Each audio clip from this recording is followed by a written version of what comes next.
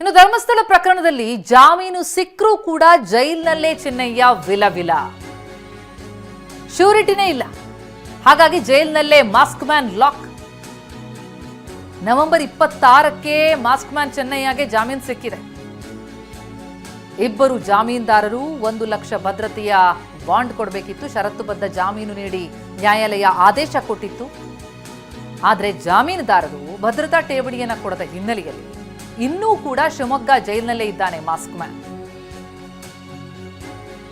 Bale ಸಿಕ್ಕರೂ ಹೊರಬರಲಿಕ್ಕಾಗದಂತಹ ಪರಿಸ್ಥಿತಿ. ಶಿವಮೊಗ್ಗ ಕೇಂದ್ರ ಕಾರಾಗೃಹದಲ್ಲೇ ಇರುವಂಥದ್ದು ಮಾಸ್ಕ್ ಮ್ಯಾನ್ ಚೆನ್ನಯ್ಯ.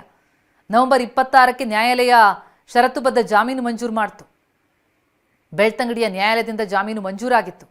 ಆದರೆ ಷರತ್ತಿತ್ತು, ಇಬ್ಬರು ಜಾಮೀನ್ದಾರರು ಮತ್ತು 1 ಲಕ್ಷ ಭದ್ರತೆಯ ಬಾಂಡ್ ಅನ್ನು ಕೊಡಬೇಕು ಅನ್ನುವಂಥದ್ದು ಕೋರ್ಟ್ನ ಆದೇಶ ಇತ್ತು.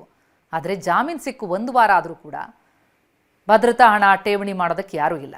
ಹೀಗಾಗಿ ಜೈಲಿನಲ್ಲೇ ಇದ್ದಾನೆ ಮಾಸ್ಕ್ ಮ್ಯಾನ್ ಚೆನ್ನಯ್ಯ. ಧರ್ಮಸ್ಥಳದಲ್ಲಿ ತಾನು 100 ಶವ ಹೂತು ಹಾಕಿದ್ದೀನಿ ಎನ್ನುವಂತಹ ಆರೋಪ ಮಾಡಿದ್ದ ಮಾಸ್ಕ್ ಮ್ಯಾನ್ ಚೆನ್ನಯ್ಯ. ಆತ ಹೇಳ್ದಲ್ಲೆಲ್ಲ ಆಗದಾಗದು ನೋಡಲಾಗಿತ್ತು. ಮಹತ್ವದ ಸುಳಿವೇನೂ ಸಿಕ್ಕಿರಲಿಲ್ಲ. ಆತ ಮಾಡಿದ ಆರೋಪದಂತೆ ಏನೂ ಪತ್ತೆಯಾಗಿರಲಿಲ್ಲ. ಹೀಗಾಗಿ ಆತನೇ ಈ ಪ್ರಕರಣದಲ್ಲಿ ಆರೋಪಿಯಾಗಿದ್ದ. ವಿಸ್ತೃತ ವಿಚಾರಣೆಗಳೆಲ್ಲ ನಡೀತಾ ಇತ್ತು. ಈ ಮಧ್ಯೆ ಆತನಿಗೆ ಬೆಳ್ತಂಗಡಿ ನ್ಯಾಯಾಲಯದಿಂದ ಜಾಮೀನು ಕೂಡ ಸಿಗುತ್ತೆ. ಆದರೆ ಅದು ಷರತ್ತುಬದ್ಧ ಜಾಮೀನು. ಆದರೆ ಷರತ್ತಿನ ಪ್ರಕಾರ ಠೇವಣಿ ಹಣ ಕೊಡೋದಕ್ಕೆ ಯಾರು ಬರಲೇ ಇಲ್ಲ. 1 ಲಕ್ಷ ಭದ್ರತಾ ಬಾಂಡ್ ಕೊಡಬೇಕಿತ್ತು. ಆ ಷರತ್ತನ್ನು ಯಾರು ಪೂರೈಸೋದಕ್ಕೆ ಬರದ ಹಿನ್ನೆಲೆಯಲ್ಲಿ ಆತ ಬೇಲ್ ಸಿಕ್ಕರೂ ಜೈಲಿನಲ್ಲೇ ಇರಬೇಕಾದಂತಹ ಪರಿಸ್ಥಿತಿ.